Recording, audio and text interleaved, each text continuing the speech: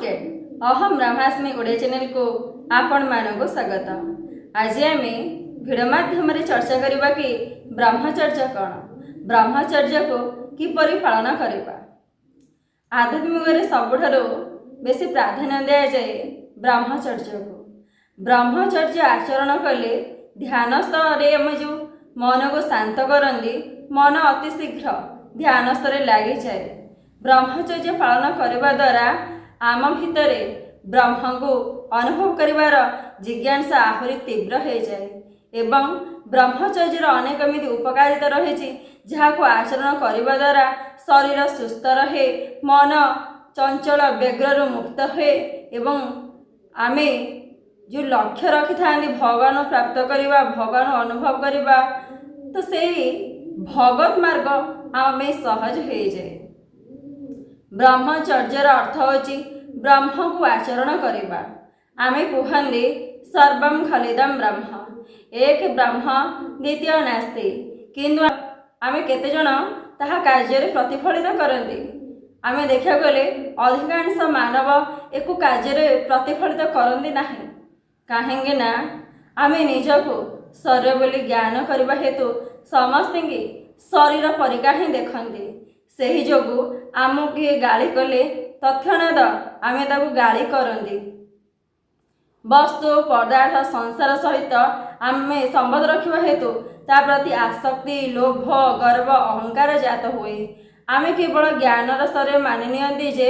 एक ब्रह्म द्वितीय नास्ति, सर्वं खलिदं ब्रह्म, किंतु आचरण रे ता प्रतिफलित हुए नहीं। जेतेबेले गोटे मनुष्य ब्रह्मचर्य को पालन करिवो तो से सर्वं खलिदं ब्रह्म को ही अनुभव करिवो, एक ब्रह्म द्वितीय नास्ति ही अनुभव करिवो। ब्रह्मचर्यर आचरण होची निजको ब्रह्म स्थिति रखी संसार को ब्रह्ममय देखिबा। मु जेमिति गोटे शून्य सत्ता, प्रत्येक भितर से ही सत्ता ही भरी रही, तो मोर संसार सहित शरीर सहित कौन सी भी संबंध नहीं, किंतु मु निजको शरीर जो ज्ञान करुची एटा हूँ मोर अज्ञानता। जेहेतु मु हूँ ब्रह्म शक्ति, प्रत्येक भितर ब्रह्म रही, तेल भावतु केमिति आपण व्यवहार करेंगे। तो भावतु आपण व्यवहार एमती हम जमी प्रत्येक भितर भगवान ही अच्छा, मु भगवान सहित ही वार्तालाप करुची, तो सेठी आमर व्यवहार स्तर परिवर्तन आसब। आम जो रागुले से रागटा आमर आ सृष्टि हम ना। प्रथम आम निज भितर से धारण करवा, देखा रागिबार प्रतिफलन कौन भितर सृष्टि होची। कहीं ना जे पर्यंत निजे भितर निजे राग को आम धारण न करे से पर्यंत आम अन्य उपरे रागुवा, अन्य मानक कष्ट दौथिबा। रागिबा द्वारा प्रथमे निजर संस्कार ही नष्ट हो जाए, तापरे निजे ही प्रथमे जलती, तापर अन्य को जलाया प्रचेषा करती। जेमिति दिआसिली से प्रथमे कौन करे, निजे चली जाए, शेष से अन्यमान को भी जलाई दिए। जे पर्यंत आम भितर ही राग रही, आम भितर ही आसक्ति रही, तो आम जे पर्यंत निजे ताको द्रष्टा भाव न देखी, जेहेतु मुझे ब्रह्म ई शरीर द्रष्टा, मनर द्रष्टा, इंद्रियर द्रष्टा, शरीर भिन्न भिन्न परिवर्तन को मुझे अनुभव करुची, इंद्रियर भिन्न भिन्न कार्य को मुझे अनुभव करुची, मनर भिन्न भिन्न विचार को मुझे अनुभव करुची, तो ताकू केमिति मु परिचालना करी। तो एते बड़ जो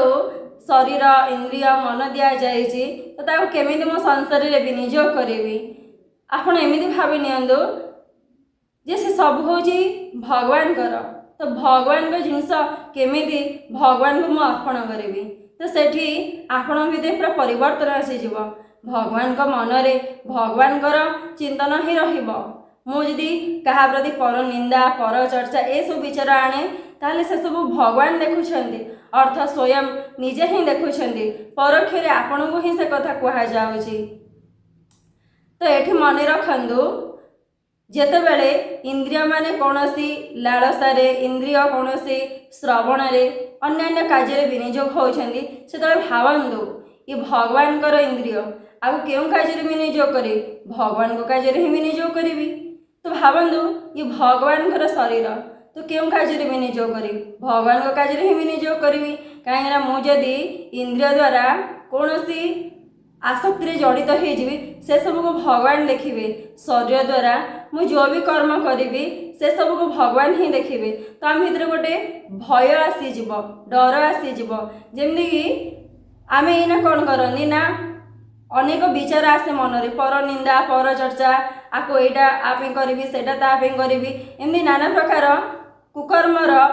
विचार आसे। आमे भी इंद्रिय शक्त हो जाते, कौन ना कौन खराब कार्य भी लिप्त हो जाते,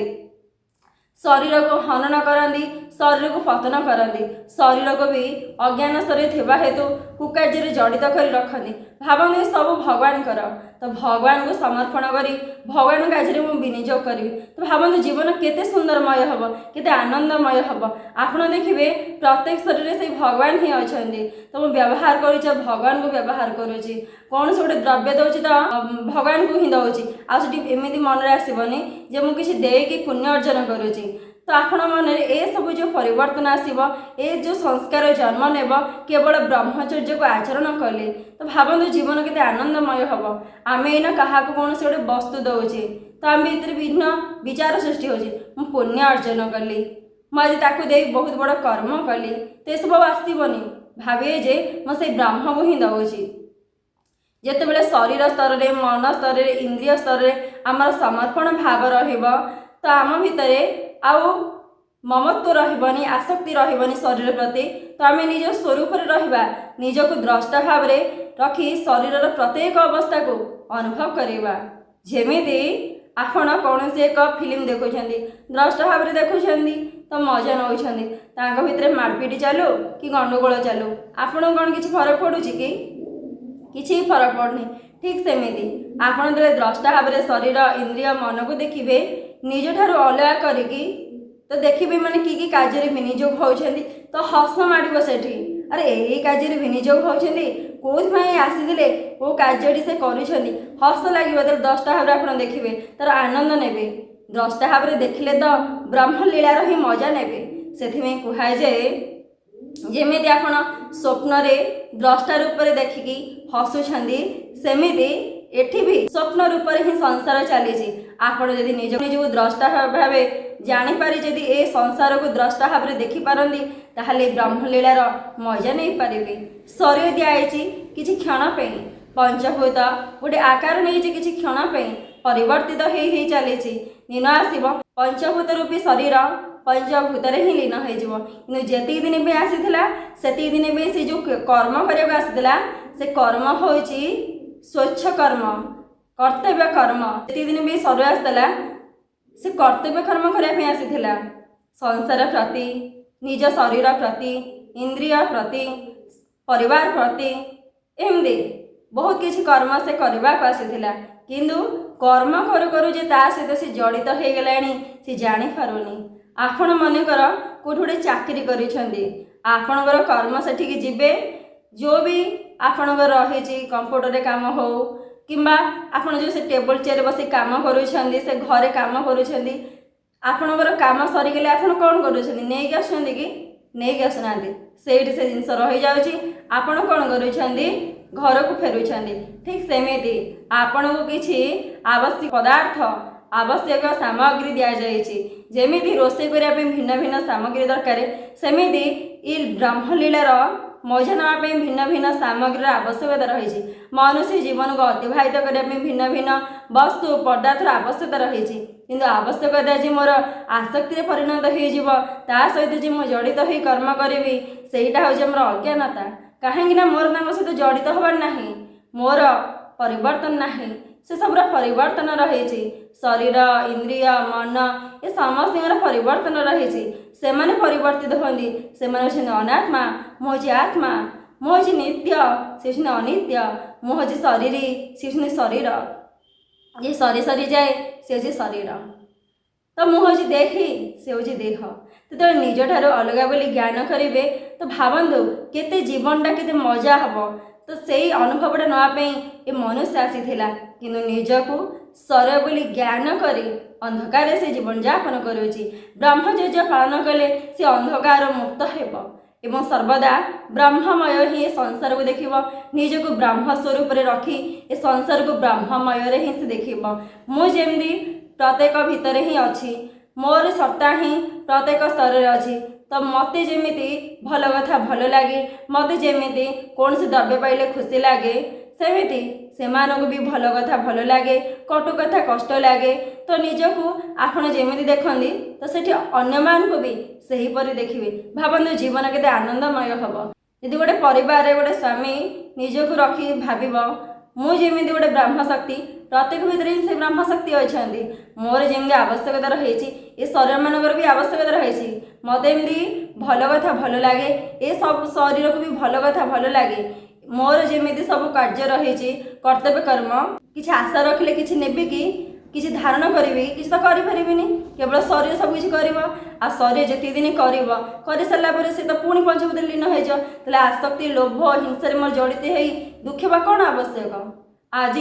संसार भितर समस्ते शांति खोजती मनर स्तर में किंतु मन रखु जो भी वस्तु पदार्थ व्यक्ति को आप प्राप्त करेंगे किसी क्षण सुख तापर जमी दुख थी सेमती दुख ही लगी रमती मन खुशी अनुसंधान खोजी बुलब कि परम खुशी की से कौटी प्राप्त करनी केवल निज सस्वरूप को आसिले सस्वरूप को चिन्हले ही से आनंदित हम।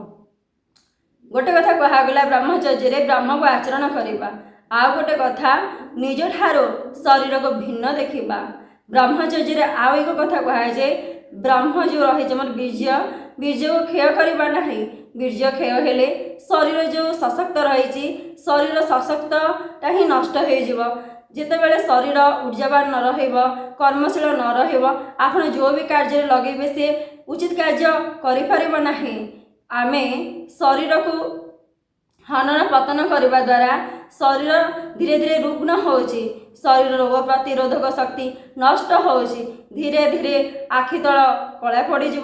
गाल पशिज अल्प बयस बुढ़ा भली देखा एमती अनेक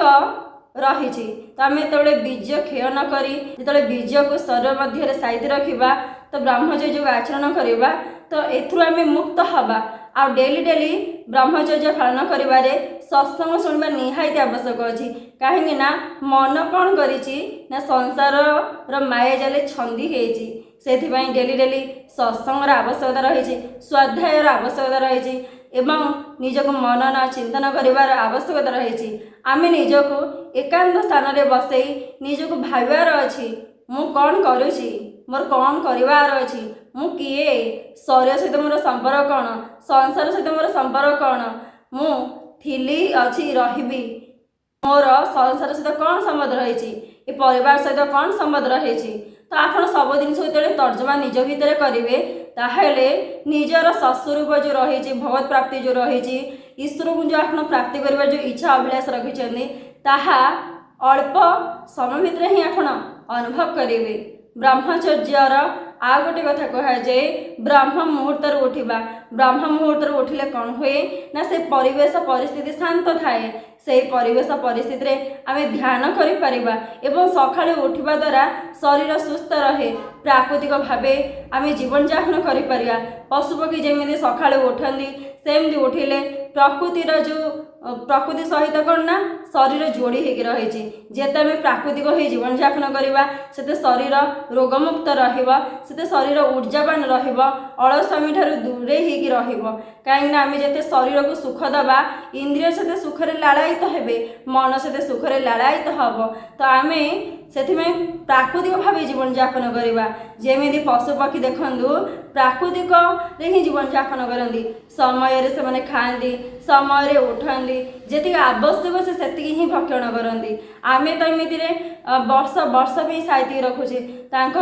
सकाଳେ जदि से खाई दौरान देखिए से दीपर चिंता करूना